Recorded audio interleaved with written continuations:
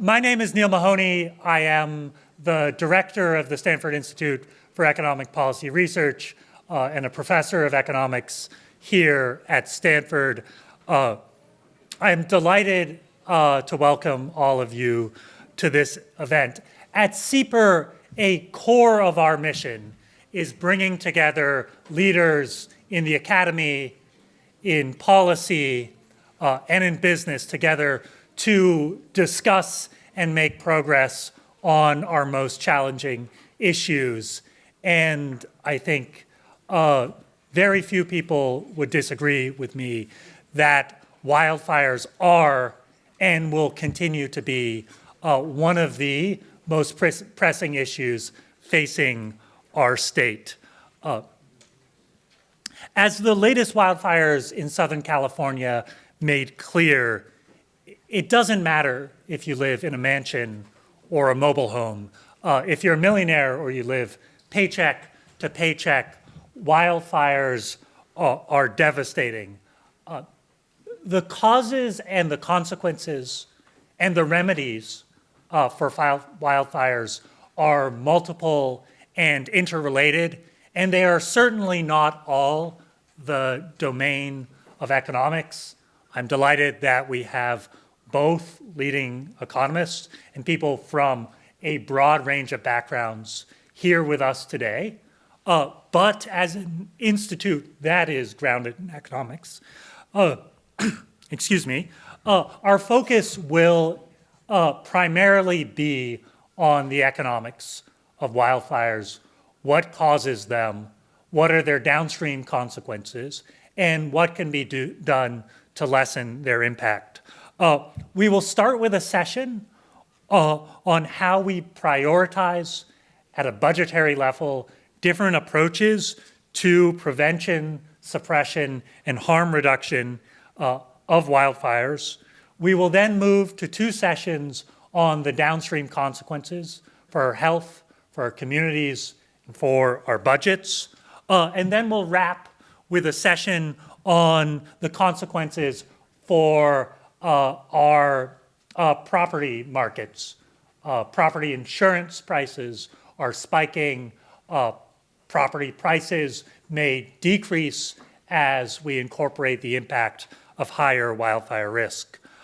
As many of you know, SIEPR has started a California economic survey to measure how Californians feel about the economy and other issues facing our state. The latest survey, which we conducted in March, asked about issues related to wildfires.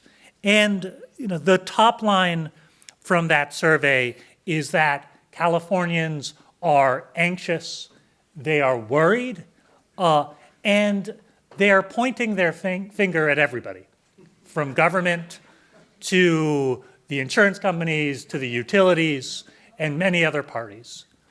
They also expect, and I agree, that everybody will pull together and work together to address these issues. This is not something where one group of people is sufficient for us to address the issues we face. And so I'm excited to dig into these issues with panelists that represent, I think, all of the different groups that can be part of a solution or at least reduced harm moving forward. So I want to give big thanks in advance to our panelists for being here. I want to thank all of you.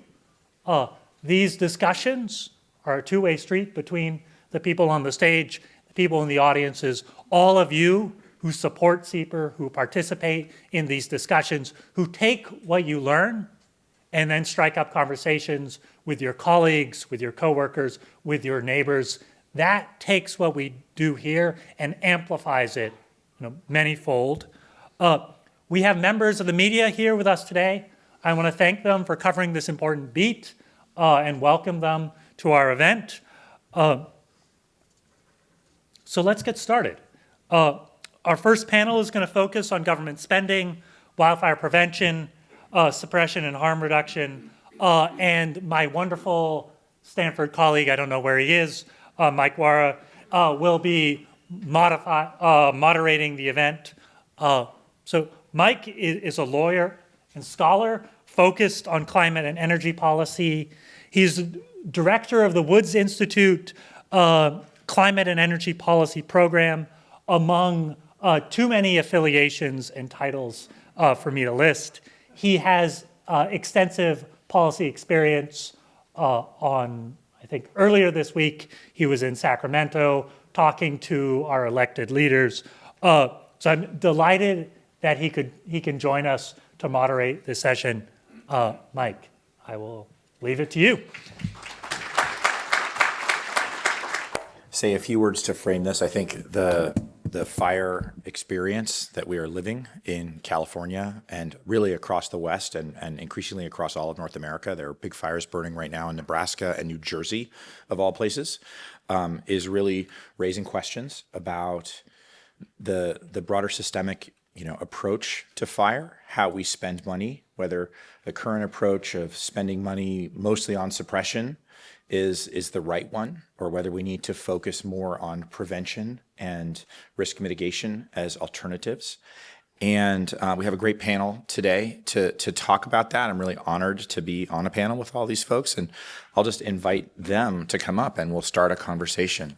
I'll just introduce our panelists quickly, and then we're going to allow some opening remarks and then have a conversation.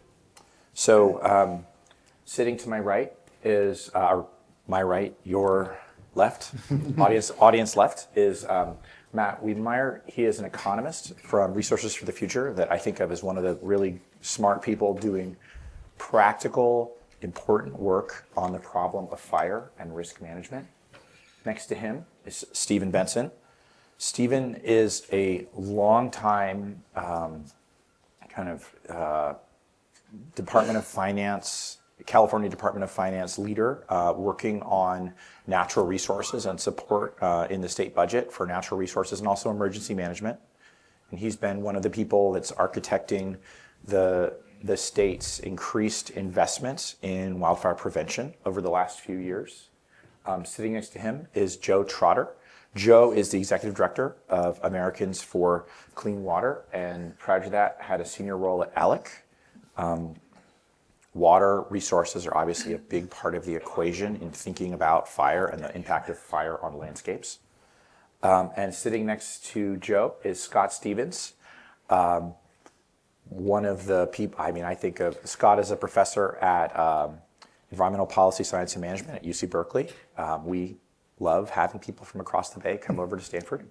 And I think of Scott as one of the deans of fire science and fire management in California. And the list of students that Scott has trained that are doing incredible things is it's too long. So it's wonderful to have a diverse panel coming from a really different set of perspectives to talk about the issue of spending and the management, the systemic management of wildfire as a way to kick off this meeting. So I believe our plan is to let you go first, Matt, to just say a few opening remarks and to think about the federal perspective, which is where you sit, and I'll let you start. Yeah, well, first of all, thanks for having me, and thanks for having us here. It's great to be here, and great to be here with you, Michael. So I was actually going to say a little bit, I think some of my co-panelists are going to talk a little bit about trade-offs between risk mitigation and suppression, and I wanted to just say a little bit about that trade-off from a research perspective and why we think what the evidence has to say about why it might be better to invest in mitigation as opposed to spending on the back end on suppression. So one of the reasons we think this could be the case, that it might be better to spend a little bit more in advance, is just that the costs of wildfires have risen so dramatically, and I think that this is not a shock to anybody in this room.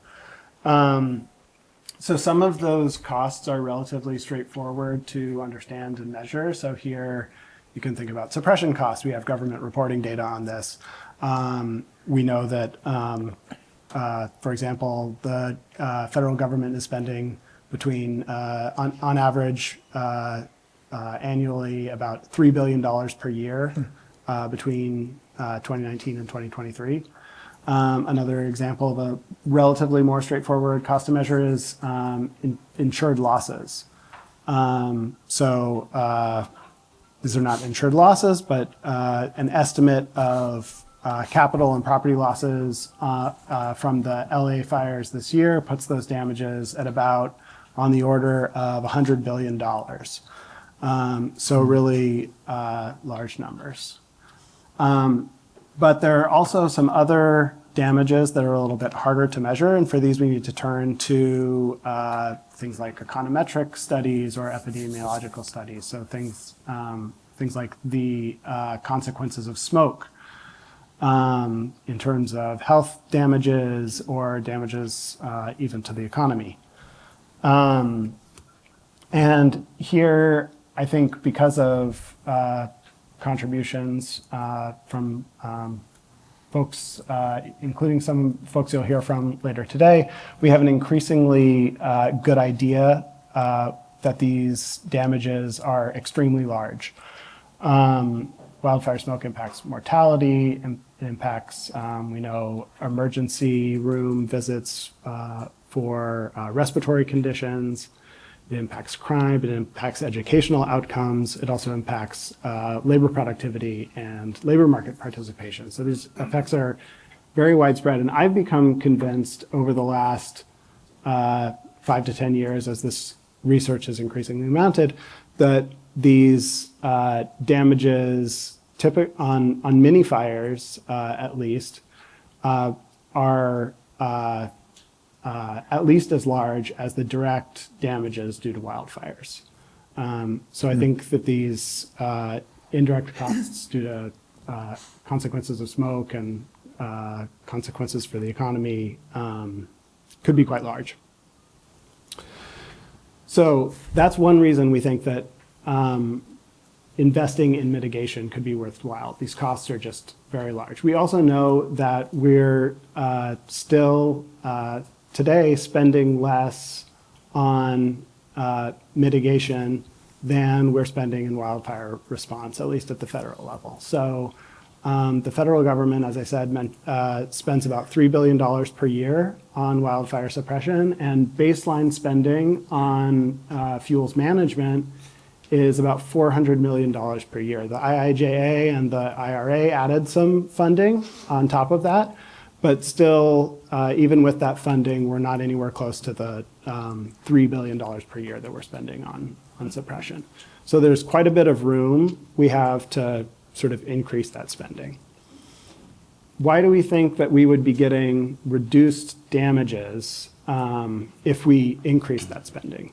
Well, for one, I think there's really strong evidence that fuels management can reduce fire severity and make fires easier to control. Scott, I think, is going to talk quite a bit about that and is an expert on that.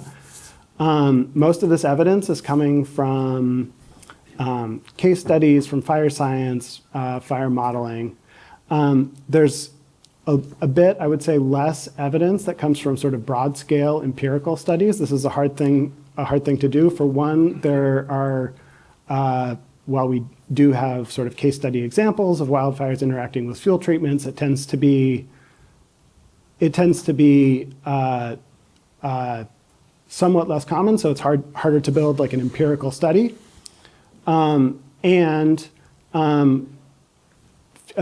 suppression is going to be correlated with, so places where we allocate a lot of effort in terms of fire suppression is going to be correlated with places where we locate fuels treatments, just because those same places that we put fuels treatments are places where there are values at risk, where we would want to also invest in fire suppression. And so that correlation between fire suppression and fuels treatment makes it harder to tease out the effects of, like, what is the effect of a fuels treatment.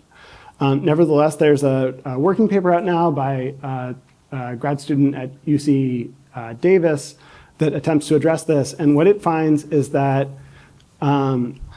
the benefits of fuels treatments, just in terms of reduced spending on fire suppression, are well worthwhile. And that's not even considering any of the benefits in terms of reduced damages. So I think there's a lot of work that needs to be, more work that needs to be done on this topic. But if you look at the overall sum of the research on this trade-off between mitigation and suppression, I think it strongly comes down in the direction of investing more in terms of on mitigation. Thanks. Stephen, do you want to share a perspective about where California has gone in the last decade since, we're really, I think this is beginning in 17 with the catastrophes in Santa Rosa and Ventura County. But tell us give us state perspective. Yeah, so as was mentioned earlier, we have sort of a century-old sort of policy where we did a lot of fire suppression, and it created this situation where we have dense forests, sort of not managed, not real healthy. We get these fires, they grow, they become very big, they become very hot, and they're sort of hard to manage. And so we started seeing a lot of that in 17 and 18. And so it's required sort of thinking about, how do we allocate our resources? If there's one thing we know about the state budget, well, a couple things. It's volatile, so we have a lot of ups and downs. Makes it a little harder to plan things. And of course, there's always more need than there is resources. And so it takes a lot of prioritization. So some of the ways that we've looked at that is trying to balance and get sort of multi-benefit, if you will, and I'll talk about that in a little bit. But so it's where we came from is starting in about 2018 with SB 901, the state started investing $200 million from the Greenhouse Gas Reduction Fund that's supported by the state's cap and trade program into forest health programs. And that primarily goes into grants that are forest health grants and fire prevention grants with some staffing costs and things like that. And then more recently, in the 2021 and 22 budgets, we did, when we had these projected big general fund surpluses, we were investing a lot of one-time funding, general fund into that. And that total package of the sort of climate budget for wildfire was about $2.5 billion. And then more recently, we've had the recent passage of SB 4, Proposition 4, the climate bond recently, and that invests another $1.5 billion in wildfire resilience and forest health. So a lot of the ways we've thought about this, and I think one of the important distinctions as we talk about suppression versus mitigation and sort of the preparation and stuff is that one of the approaches California has taken is we do invest a lot in suppression, and for many years our firefighters and our engines and things like that really were focused on suppression. And part of the change isn't just in dollars, it's in sort of a mentality in terms of how CAL FIRE does business. And so there's a lot more of a sort of multi-benefit. We still invest a lot in engines, and we invest a lot in the air attack resources we have, and mostly in the boots on the ground, firefighters. But I think what's changed is we have a lot more time being spent with those resources doing fire prevention type activities when they're not heavily involved in fire suppression. So a lot of the actual prescribed fire and fuels treatment and fuels breaks and things like that get done are being done with the same resources that we use for fire suppression. And that makes it a little bit tricky to sort of tease out, how much do we invest in fire suppression versus fire mitigation and fire prevention, is that a lot of the investment sort of goes towards both. And the amount of time that's spent on each activity really depends on a fire season. So you have one like 2023 where there's a lot less of these really big fires and the fire activity wasn't as bad. They can be out doing more of the prevention and fuels treatment type of work. You get a year like this, and they're spending a lot of time on fire protection and fire suppression. You have less time to go out and plan for and deliver on projects that are fire suppression. And so, fire prevention. And so I think part of what we have to think about when we're trying to balance this is, when you're trying to manage limited dollar amounts, how do you get sort of this multi-benefit out of each dollar you spend, and then in the prioritization of time. So just in terms of numbers, again, from a fire prevention standpoint, if you look at the period from about 2018 through sort of committed funding that takes us to about 2028 or so, about $5.2 billion, give or take, in sort of fire fire prevention, wildfire resilience type of activities. That includes the 1.5 in the climate bond. It includes the 2.5 from the climate budget, and then the $200 million of GGRF that's annually through that period of time.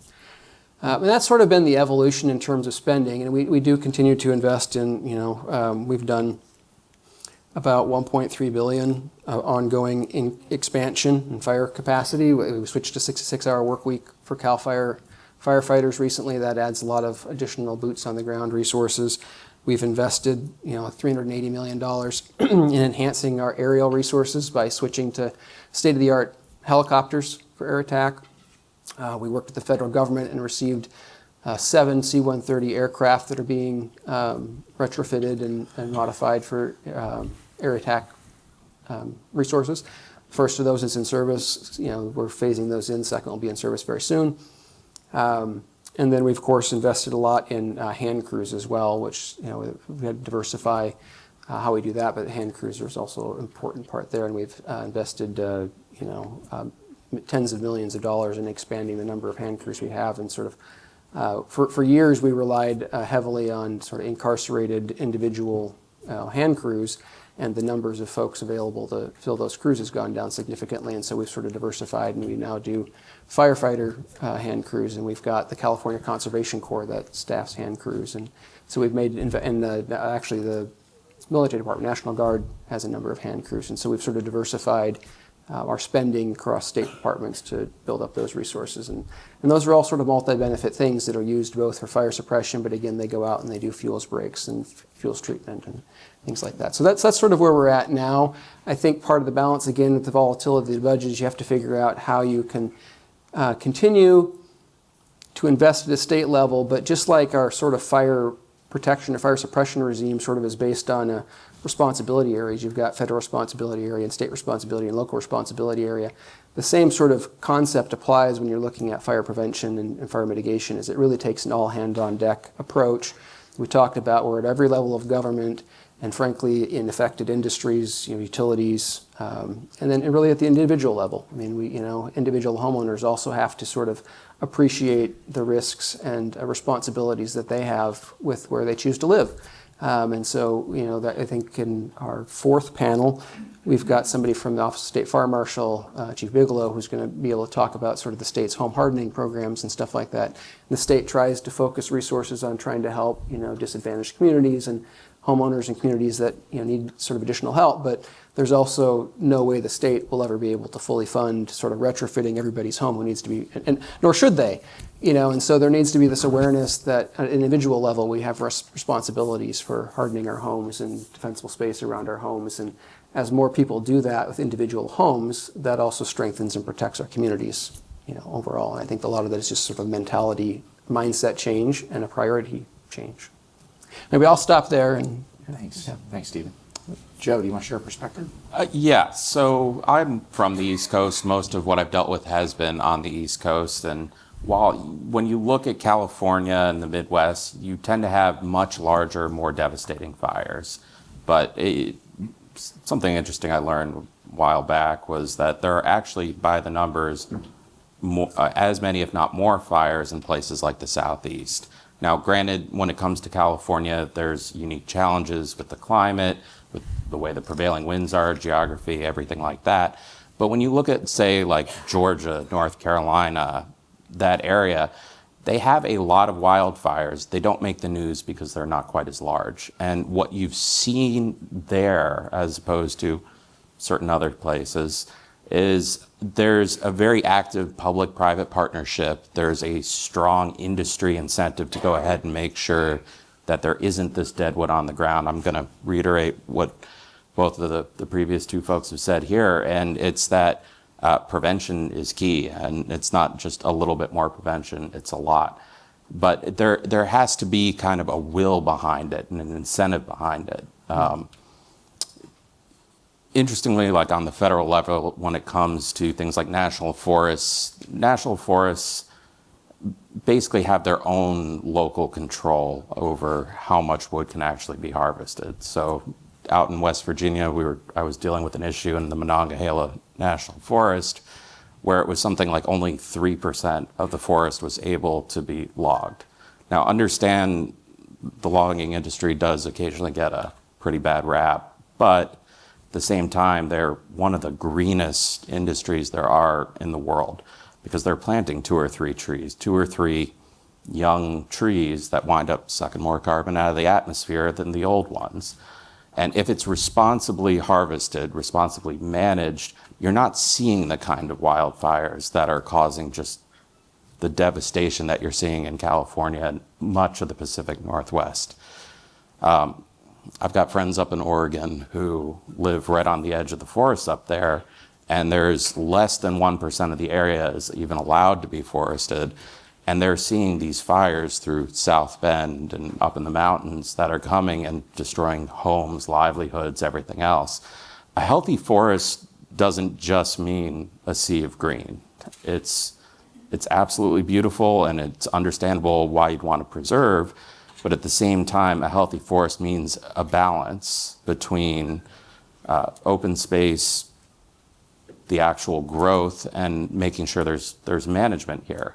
And long before humans came along, we had these wildfires that would sweep through. I mean, the Santa Ana winds didn't start 500-600 years ago. They've been around for a while.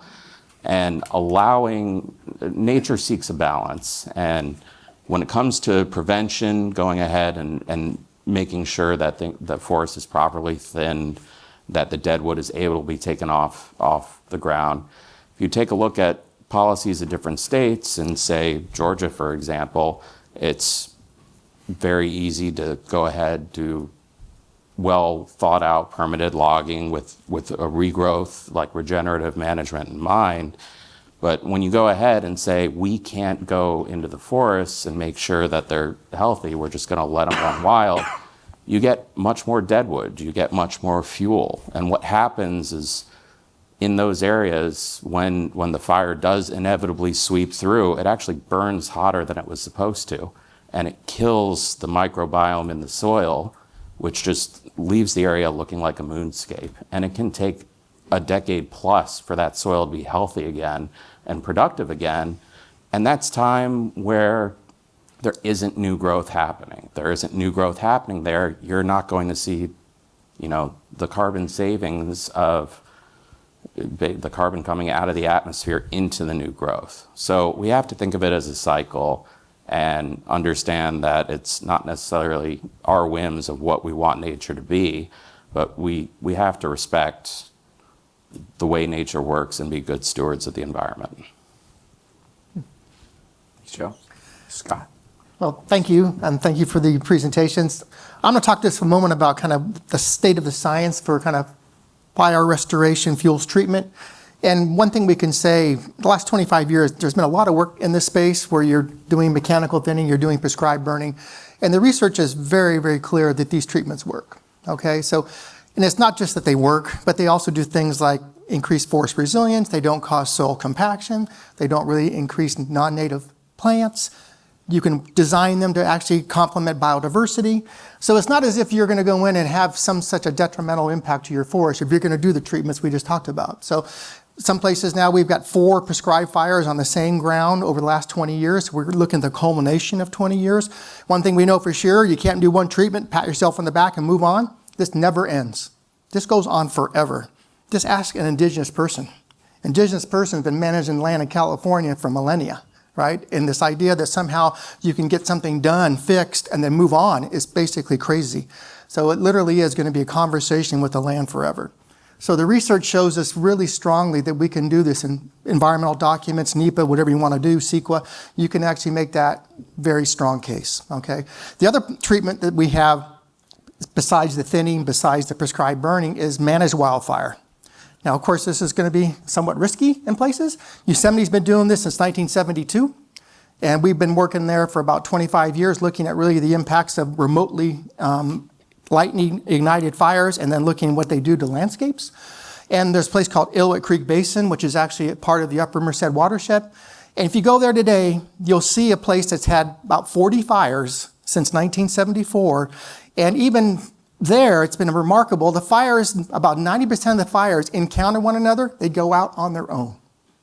They basically don't have enough fuel in the preceding fire to actually carry again. Eventually, of course, they do. Turns out it's about 10 years. So about 10 years, if you have a current fire burn into another one that burned 10 years ago or earlier, 90% of the time it goes out on its own. Fire severity patterns, that's just how much trees are getting killed, are stable. Biodiversity is actually enhanced. Water resources, both stream water coming out per unit water in and soil water are up. So you get these kind of complementary benefits of actually getting fire back into these systems that can be really profound. And again, I think it shows that we can maybe do that work as well. If we think about kind of the ideas of how can we move California, of course, a lot of us in the room have been working in this space for a long time, and frankly, it hasn't improved. If anything, it's got worse. Okay, that's my career. I've been doing this about 35 years, and the things that are happening today, we all worried about. Frankly, we never thought they'd probably get here quite as fast, at least my perception. So when you think about how do we do better, I was in a meeting with some of you up in Sacramento about 3 weeks ago. Wade Crowfoot, Secretary of Natural Resources, was there. Joe Tyler, head of CAL FIRE. And a question was asked, what's the moonshot? What's the moonshot that changes trajectory, right? So I want to tell you a little bit about a moonshot that actually has occurred, and we're going to go to Australia for a minute. I love the discussion about the Southeast. The Southeast U.S. is still the #1 epicenter for prescribed burning in forests. If we were going to talk about a moonshot for chaparral or shrublands, we'd have a different conversation, okay? So I'm going to talk about a moonshot of forest, California forest, okay? So in Western Australia, outside of Perth, if you've been to Perth, beautiful place, they have 7 million acres of land that's managed by their state agency. One huge benefit, it's all one agency. There is no fragmentation. Can you imagine that? National Park Service, BLM, state, private, county. So it's 7 million, it's 90% of the estate. 90% of the estate is actually managed by one agency, okay? And they've done a lot of work over the years to try to understand fire in those systems. And one thing they found out, 3 years after a prescribed fire, fire can carry again. That's pretty fast, right? 3 years after you do a prescribed fire in that system, pretty much fire can happen again. So that means you've got to keep after it forever, just like Aboriginal and Indigenous Americans here in California would tell us, right? And then the other parts of it is, how do you kind of get a program that continues, that makes a difference? They also have measured, if you don't burn for the next 20 or 30 years, you'll have an increase in fuels, increase in hazard, and an increase in the probability of control. So if you don't do anything, about 30 years out, you're pretty much at the max and you're in a very difficult position. Pretty much the same as us, okay? I would guess that's about right. 15 years, 20 years, 30 years, something in that range, okay? They also find out that if you actually have fuels that are 6 years old after prescribed fire or less, so you've burned a place 6 years ago, 5 years ago, 4 years ago, 3 years ago, so 6 years ago or less, essentially, it's very unlikely to support crown fire, fire in the canopy, and also long-term spotting. So throwing spots or embers out in front kilometers ahead, going into communities just like I did in Los Angeles, going in, causing havoc. So 6 years fuels or less, you really reduce that. Another thing's interesting is 6 years or less, you actually can control with suppression about 95% of all wildfires. Very, very efficient to actually get fire suppression to work because, of course, you've got a much lower hazard landscape, right? Your fuels are basically reduced. So if you get a fire in that system, they're very effective at putting out their wildfires, which is quite remarkable. And that's even under their bad summer conditions. So it's not even a good summer condition. So at the end of the day, I had a visitor here just recently, Lockie McCaw. Lockie's a scientist, also a fire manager in this area. They came up with a rule of thumb for their landscapes. 45% of the landscape in this, millions of acres of land, 6 years fuel age or less. 45%. Can you imagine that? 45% of California frequent fire ecosystems having been burned in 6 years or less, and that's what they've achieved. So it's not as if this is somehow a modeling study like I've done or other thing. This is literally 50, 60 years of this, okay? 50 to 60 years of that. And if I could get, there's one slide I wanted to show you. If I could get that one slide, there it is. So this is Lockie's slide. What this is essentially prescribed burning and wildfire. The prescribed burning is actually the bars that are lighter colored, and the wildfire is the bars that are dark covered. 1961 turned out to be a huge year for them. They burned down a town. So they burned down a town, unfortunately, from a bunch of lightning fires. And in response to that, you see even increase in prescribed fire area that was quite large. They used to burn about 500,000 hectares a year around Perth. Remember, a hectare is 2.5 acres, right? And you see it kind of continues that up through the 80s and 70s. Then it starts to erode a little bit, and we see wildfire area even down there close to 2020s and stuff going up a little bit. So there has been some challenges in Western Australia. One thing I didn't tell you, this is Mediterranean climate. This is a Mediterranean climate. It's the same as California, except their summer is January and February. So it's a Mediterranean climate. It's got the same problems as us in terms of flammability and the ability to burn. But their goal now is on an annual year, they want to have 80% of the burned area prescribed, 20% wildfire. 80% of the annual area burned in Western Australia is prescribed burning, and 20% is wildfire. You know what we are? We're about 95% wildfire and about 5% something else, right? So they've thrown this thing completely in a system that we would aspire to. There is no insurance crisis in Western Australia. Houses are not burning down.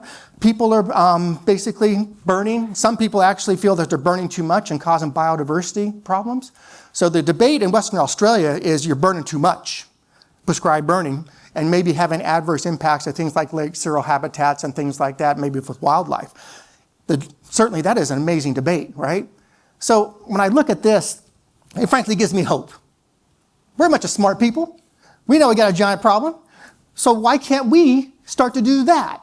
So I think this is literally, if we don't do something like that, we're going to chase our tails forever. That is an absolute fact. Things are just as bad as they are now. It's going to get worse. We're going to keep losing big towns. We're going to have carbon sequestration problems. We're going to have problems meeting our goals for carbon capture and things of that nature. It really is going to be a transformation, something like what the Western Australians have done. Okay? And they spend more on prescribed burning than they do wildfire today. Because why? Because they essentially have this system. So I'm not saying this is perfect. Lockie could tell you a lot more about the details of it. We're writing a paper about this now in fire ecology.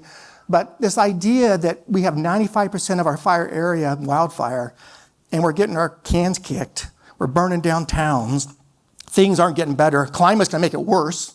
We know we're getting warmer, we know we're gonna get more variability, that just makes fire worse.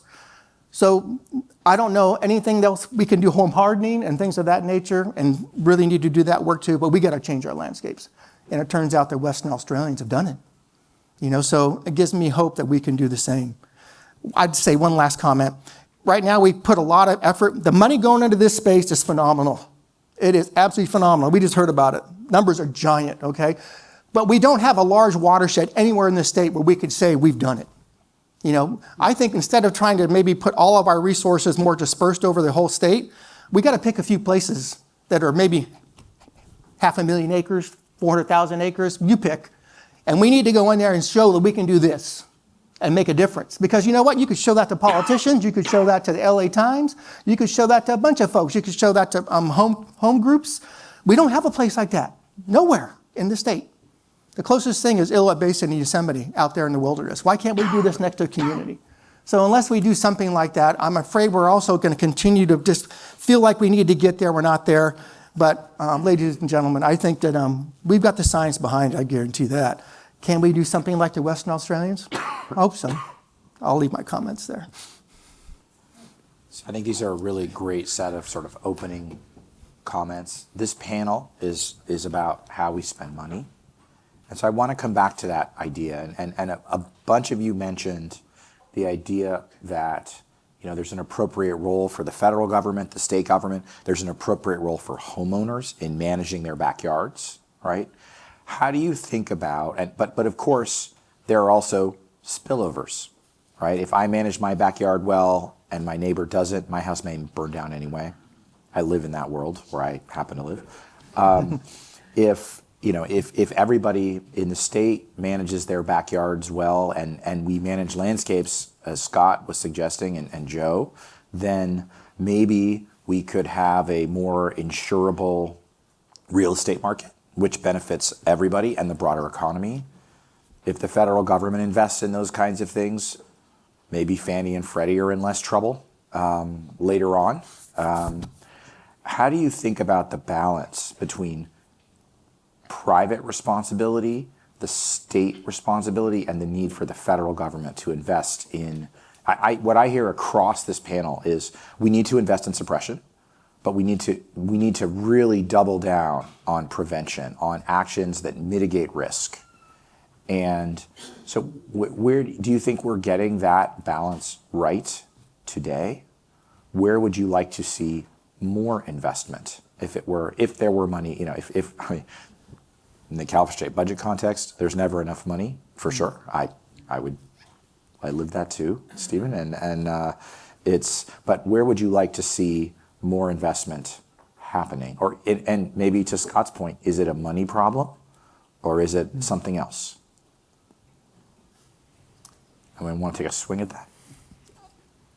I might take a first crack and just say that I think there's multiple prongs to that problem. It's probably to some extent a money problem, but as pointed out, we're investing a lot of money into it.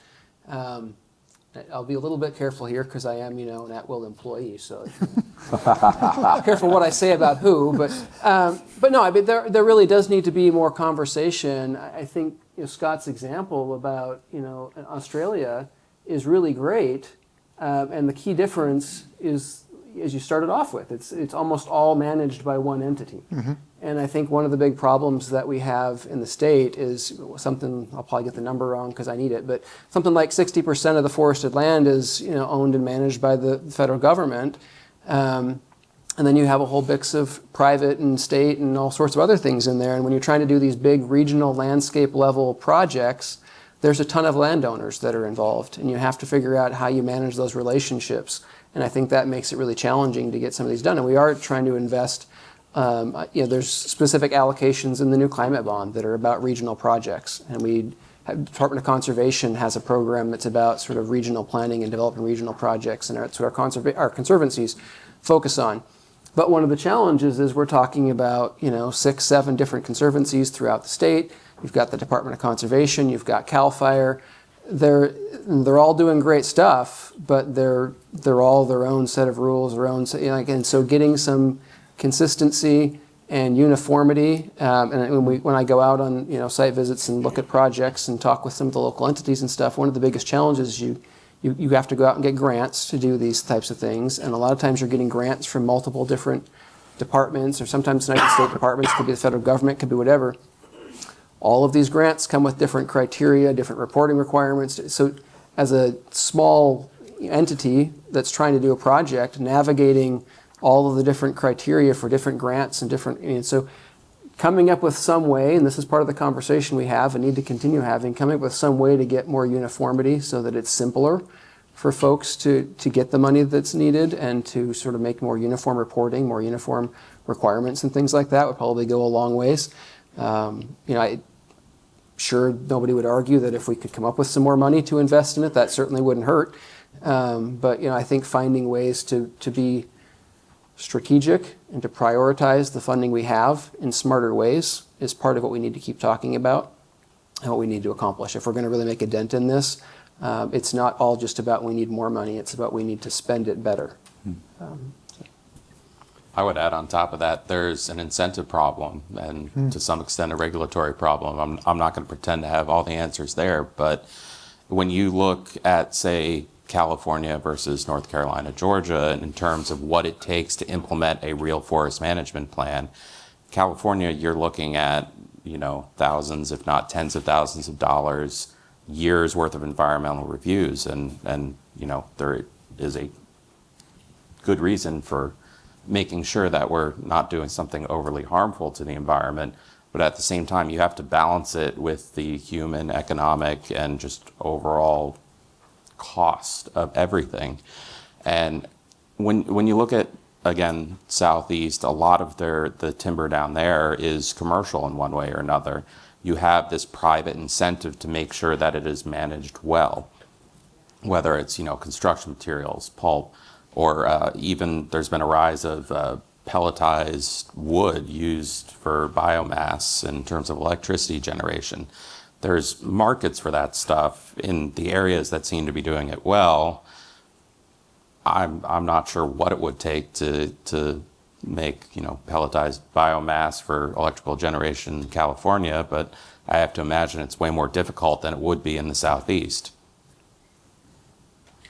Yeah, I just want to say it's such a, the question you asked is such a good one and really gets to some of what's so hard about this problem, which is that fires cross boundaries, and so there's really kind of a problem of how to assign responsibility for the damages associated with wildfires. So, in California, utilities can be held and are frequently held responsible for or liable for damages of any ignition they start. But was that fire entirely the utilities' fault? Well, it was also the contributing factors were the state of fuels on the landscape and climate change, and so the choice to hold utilities responsible is really a policy choice, and I think it's a policy choice that we have to think about. And I don't have the answer to that question, but it's I think a really important question in terms of how to assign responsibility, and that's going to impact the actions that are taken on the ground in terms of mitigation. For a long time, we didn't have to really sort of face up to this problem because the federal government and to some extent the states also just sort of stepped in and prevented to a large degree large-scale catastrophic fires. And I think that that's not realistic to expect anymore. And so we're really having to face up to these questions about who should be responsible for these damages when they occur. California had one thing, Senate Bill 1101 got passed last year. Yeah. A big deal. Big deal. Actually talks about large prescribed fire implementation. It actually tries to streamline some of the implementation. It puts one job code under all this versus maybe 7 or 8 before. Fire suppression, it gets one job code. Seems kind of simple. But if you have to chase 7, 9 job codes trying to manage all that, it also puts our incident command teams, actually some of the highest skilled people to actually manage large-scale prescribed fire. So some things have happened in California just in the last years or so. The legislation has been huge. I was on the Wildfire Commission that ended in 2024 under President Biden.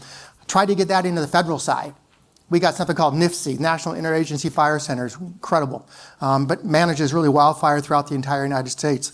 I tried to come up with an idea. Why don't we see if we get NIFC to actually manage large-scale prescribed fire and also fire use in this country? They have the overhead, they have air resources, they have expertise. They're big management incident people. That's what they do. But unfortunately, the commission thought that was too crazy. So, but California's done it. So there are some things happening in the state legislatively that, frankly, really, really novel and good. Just come back to something that Matt just said that I think is really important to highlight. This issue of the economics and the response to this question are significantly driven by liability structure. I love it when economists talk like lawyers, being a lawyer. And, but I think that's very true, and you see that in the spending. And this is something, another column of spending in California and really across the West at this point because of litigation in Oregon that did not go in Berkshire Hathaway Energy's favor is utility spend on wildfire. Utilities in California spend $7 billion a year on wildfire risk reduction. So that is more than the number that Stephen mentioned for the decade of risk reduction for the state budget. Every year, the 3 large investor-owned utilities are spending that. And it dwarfs the federal suppression budget as well. So and that is driven by exactly the point that you made, that utilities are strictly liable for fires they cause. And question whether, a landowner that has made the choice not to manage fuels on their land in whatever way, using prescribed fire or logging or some other, those are the two, thinning or fire are the 2 ways to manage fuels, should be held responsible, not under California law, not under law, so far as I know, in any state. And that's true also of the federal government. The federal government's failure to manage fuels on its land, even when it has caused death and destruction, has been held not to be the cause of that death and destruction. And so it's an interesting question. And it really does get to this fundamental question of kind of rights and responsibilities of land ownership and how we balance that against where the spark came from. I want to shift gears a little bit. We've been having a lot of conversation so far about land management. But if we're honest about what happened in Los Angeles, which in many ways is the motivation for this meeting, those fires were wildfires for about 5 minutes. If you've been to Altadena, I walked the ground in Altadena with Institute for Business and Home Safety scientists to look at the survivor homes and why they survived. But the tower where video evidence suggests the fire started is it's like 800 meters maybe from the edge of the community. And in 100-mile-an-hour winds, that 800 meters would have been covered very quickly, particularly given the fuel type. So we have a home ignition problem, and that is driving a lot of the losses. As much as forest management, we have home ignition as a problem. How do you all think about that, the amount of spending or not governments at various levels and homeowners are taking to manage this problem? Do you have suggestions for how we should approach that issue? Because I think it is fair to distinguish between the issues around urban conflagration, like what happened in Los Angeles, like what happened in the Great Chicago Fire in 1871, right? A lady's cow kicked the lantern over and half of Chicago burned down. And I mean, that's not actually what happened apparently, but it did start in her barn. This is O'Leary. But so how do we need to think about that problem? Is that the same problem? Should we be thinking about it in terms of landscape scale management like we've been talking about, or should we be thinking about it in a different way? Well, I do think it is important to do both. Yes. I mean, and in addition to home hardening, I think, I'm not sure how much could have been done in Altadena to prevent what happened, given the nature of those winds and the weather on that particular day. But if there had been fire breaks, fuel breaks that could have prevented contiguity of fuels down to the community, that may have made a difference. If not on that day, then on a day with somewhat milder conditions. One of the reasons I like fuel treatments is that they mitigate against all kinds of harms from wildfires. So not just destruction to structures and private property, but also impacts from smoke and fire emissions, carbon emissions. But obviously, we are concerned with destruction of homes as well. And so I think we have very strong evidence that home hardening can be successful. Jed Boomauer, a former SIEPR postdoc, has a great paper that I think shows this quite well. Homes that were built after the Chapter 7A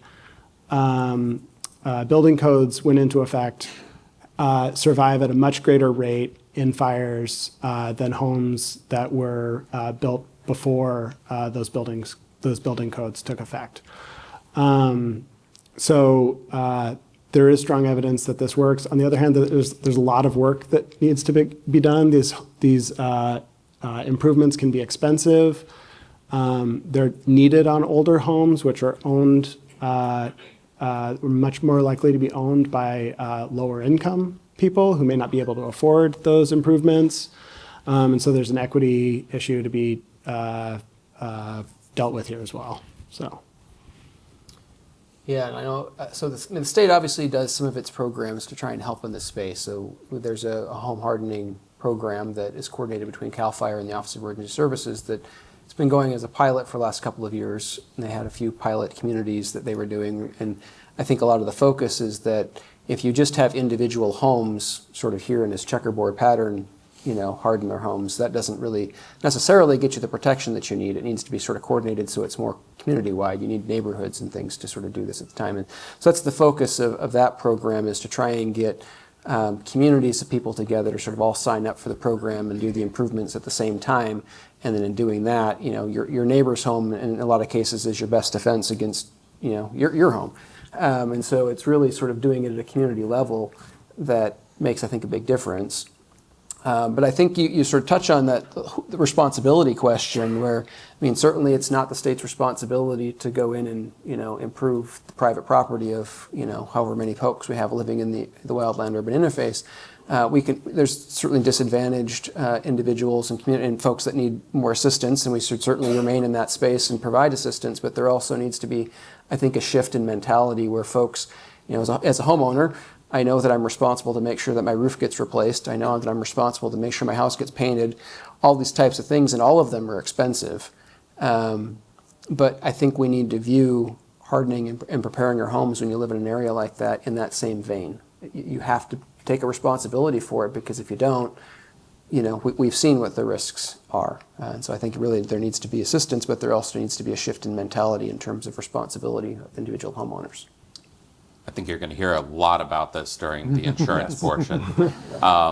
But yeah, if there's an incentive to do it in order to get cheaper rates, affordable rates, look, the money's going to happen one way or the other if there's somebody living there. And it's just a question, again, if you want to deal with it up front or deal with it after it's burned to the ground. I know fire-wise and community things that go on in this state do really, really well. I'd love to see those a little more institutionalized somehow. There's a lot of volunteers working really hard all the time, and you don't really have the capacity to have, continuity. People got full-time jobs, they're trying to do this. So it feels like in Australia they have something called community fire brigades.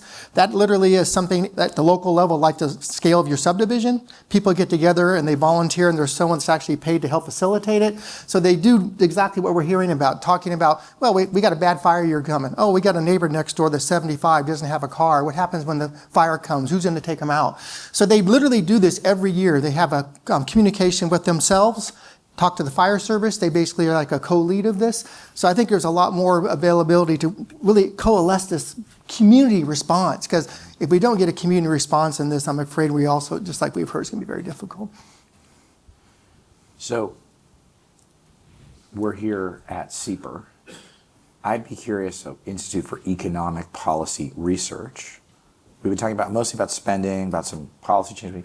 What do you think of as the big questions, and in particular, the big unanswered economic questions about the problem of wildfire, that if we were meeting again in 5 years, hopefully not after another major urban conflagration, but because we're celebrating success, because we're burning intentionally 80% of the land, or 80% of the burned area is prescribed fire in California, so we get together for a party. What are the questions? I would love to go to that party, by the way. I would too. What are the questions that you would hope that we have answered, that we have not answered yet, about the economics of wildfire and the public policy economics questions? I'll be broader than just economics. I do hope we know more about this question of costs and benefits of managing fuels. Where should we manage fuels? Where's that trade-off most favorable? I think, and just having more evidence to bring to policymakers that this is something that needs to be done on the landscape. I think more on the benefits that come from that. We've touched a little bit on sort of workforce development stuff, but a lot of what California, we used to have a timber industry, we used to have a lot of these other types of things, and they've sort of been shut down by the policies over the last several years, decades. But what benefits can we reap from investments in workforce development to restore some of that stuff, biomass, timber, and what should be done in terms of that from a just industry basis, workforce basis? Mm-hmm. I'd like to see how many jobs come back and just exactly what happens with the insurance industry. And I want California to prosper and have the same success that they do in other areas of the country. And this idea of integrating people in the solution. We're a big populous state. We have all these people that are living in areas, and a lot of folks really are aware, but they're not sure what to do. So how does this community engagement happen? How do you do that better than just trying to preach it like someone like me just talking about it? How do you engage communities? How do you get stuff on the ground, build that kind of coalition that allows whole communities to start to work on this, facilitate it professionally, and do it forever? And then we can have that party you're talking about. I'll come to that. So we have some time to open up to questions from the audience, if anyone has one. I think we have mics that will come to you.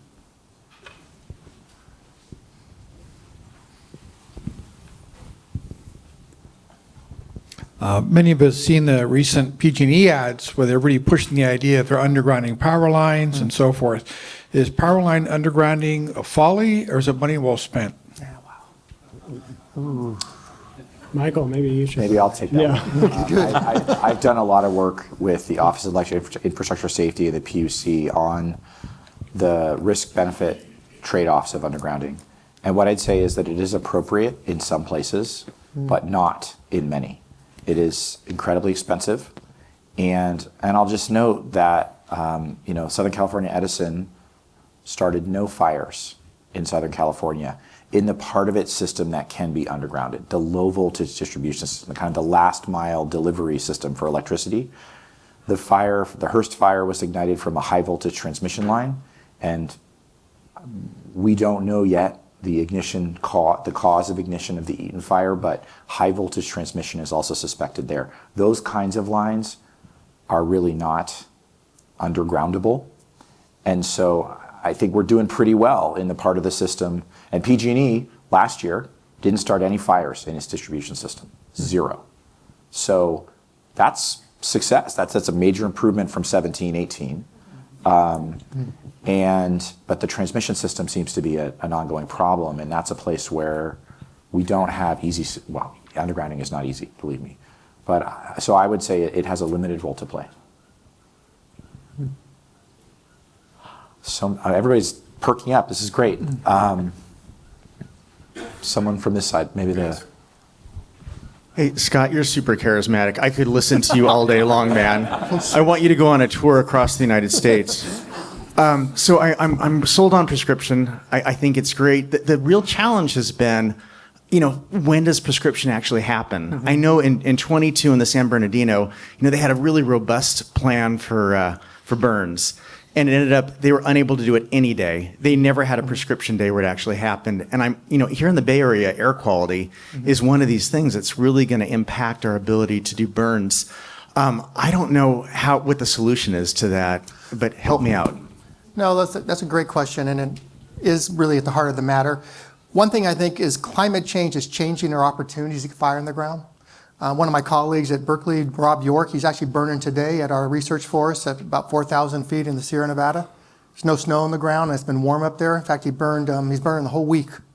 So I think if we talked about workforce and getting this workforce, we're going to need a workforce that's nimble enough to actually take the opportunities that are given to us, probably burning out of traditional season, out of the falls and the springs, maybe dead of winter.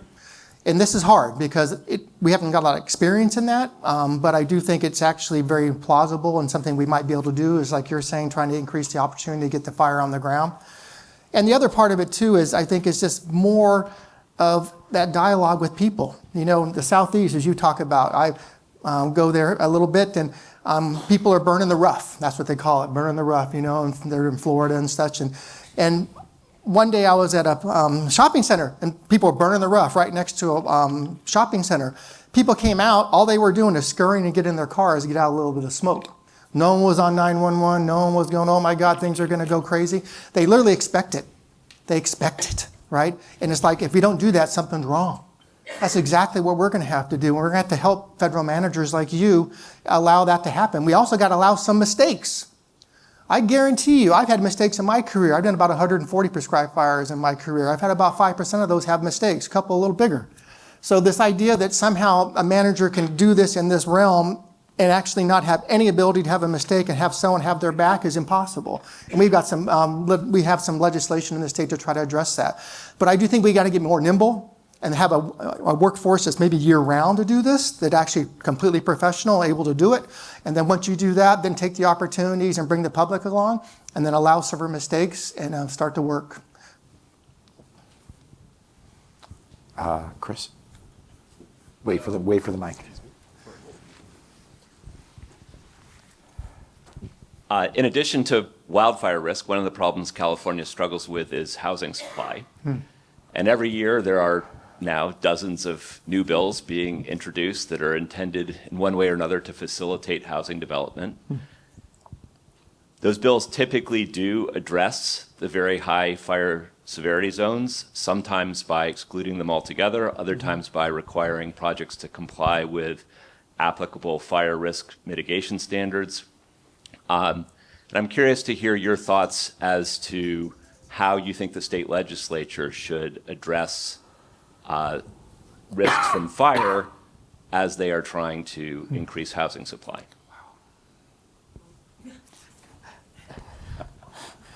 You guys don't want to jump in on that one? Let me tell you one story. A good friend of mine, Nancy Watkins, she's the chief actuary at Milliman, which is a major consultancy to the insurance industry. And she lives in Orinda, which is a very dangerous place from the perspective of wildfire. She just got dropped by her insurance company, as a matter of fact. And what she says is she would love it if around the existing community in Orinda, which was built long ago, is extremely dangerous from a fire suppression perspective. The roads are all 1.5 wide. There's all this mature trees growing over everything. Let's build some new communities as a giant fire moat around the super dangerous part of Orinda.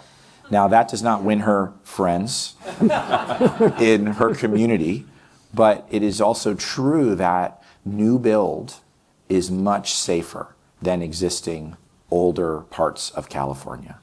Look at what burned recently. Altadena, the street layout occurred in the 1920s. A lot of the homes were built prior to World War II. Pacific Palisades, street layout in the 30s. The streets were actually designed to maximize views of the ocean, but that meant that the houses were aligned with the Santa Ana winds so that they would burn down like a stack of dominoes. And they did. And so new construction, new development that occurs, even in high-risk areas, is designed with fire in mind and with intensive engagement with the fire services to make sure that the communities are laid out right. Now, that doesn't mean, there could be situations where it's inappropriate because the evacuation infrastructure is just totally inadequate, right? So you can imagine, you don't want to create what happened on the Skyway while Paradise was burning, where people were trapped in their cars in gridlock. That's an important thing to consider, but you know what? We have a solution for that. It's called building multiple lane streets, right? And building the infrastructure to support evacuation. That costs money, but it's doable. So I would argue, there are many situations where new development can actually be safe in these contexts, but in California, I think you would agree, Chris, that we just need to build. And part of that is going to be infill, and part of it is going to be some greenfield too. Next. Sure, Jim. Thank you. This may be more appropriate for the later conversation, but apropos of what you were just saying, property taxes in California are based on an assessed value. Has any research been done as to risk evaluation of properties, fire risk evaluation, and how that might affect property tax? When you're looking for revenues and you're looking to have more individual responsibility, I've got a 50 or 60-year-old home in Orinda. Actually, I have one in Alamo, which is very much like Orinda. Yeah. And I pay the same rate as somebody, based on the value, but the same rate as somebody who's in a new community that's much more fire resistant, much less fire risk. By the way, I still have my homeowner's insurance. I haven't been denied yet. So there's that. But how about this idea of risk adjusting property insurance for fire risk? Matt, do you want to talk a little bit about how valuations are affected by what we know about valuations and fire risk? I think that'd be a way into this conversation. Yeah. Question. Well, so I do think that this is going to be covered more in a session later on. I don't know that property tax assessments factor this in at all. There is some, the state has now mandated that insurers need to take mitigation measures into account, like property level mitigation measures into account in their premiums, and they're given some leeway in terms of how they do that. And I think it's remains to be seen how that's going to work and how well that's going to work.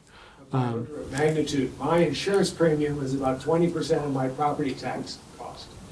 So even if the insurers take that into account and they increase my premium by 50%, that's 10% of what I'm paying on property taxes, and I'm already benefiting from having been in my house for 30 years and having my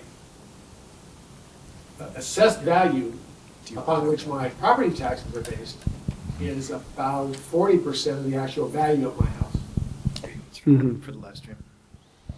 I'm sorry about that, folks. What I was saying was, in response to Matt's comment, my property taxes are 5 times the level of my insurance, my homeowner's insurance. So even if my homeowner's insurance were raised by 50%, that's only 10% of my property tax. And my property tax alone is based on a value. I've been in my home 30 years. So it's only about 40% of the actual market value of my house right now. So in other words, yes, there's a measure, the property tax, the insurance cost is one measure, one way to attack this need for more funding and for risk adjustment. But the property tax potential is far greater. Without, we just let me ask the group a question that I think can get at this. So one way to think about, I think, what Jim is asking is, should people that live in high-risk areas have to pay more for the privilege? And there are 2 ways, I think, that we don't charge them. One is, I mentioned electric utilities. The cost of electricity per kilowatt hour doesn't vary across the state of California based on the fire risk you live in, even though everybody's rates are going way up because of fire mitigation. So we could charge people more for electricity, or we could say, and I'm curious what you all think about this, it costs, CAL FIRE is paid for out of the general fund. Everybody contributes differently depending on their income to CAL FIRE, but in general we have said the state is going to provide fire response in the state responsibility area, basically out of state resources. Even if people live in that area, choose to live in that area, like Jim chooses to live in a dangerous place, so do I. I'm guilty there too. And maybe we should pay more to CAL FIRE for that privilege out of our property taxes. What do you think about that?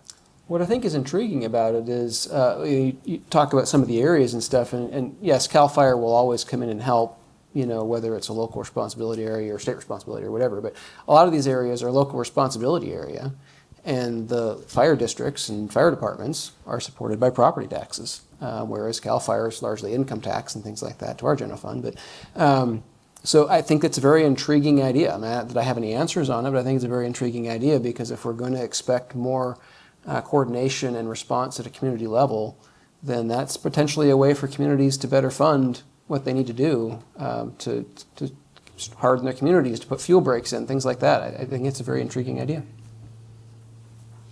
This is yet another question that gets to this issue of who's responsible. Are you responsible if you put yourself in harm's way, or are you responsible if a fire burned through your land, or you ignited the fire that impacted a homeowner? And I think it's a really hard question. I think that we would all, no one wants to be paying for somebody else's damages because they chose to live somewhere where they're in harm's way. On the other hand, many people have been living in these places for a very long time.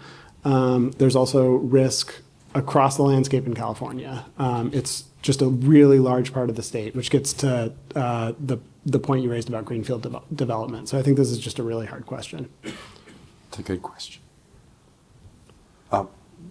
Abigail? Abigail. Oh my gosh. I still have young eyes. So I Wait for the mic, please. Thank you.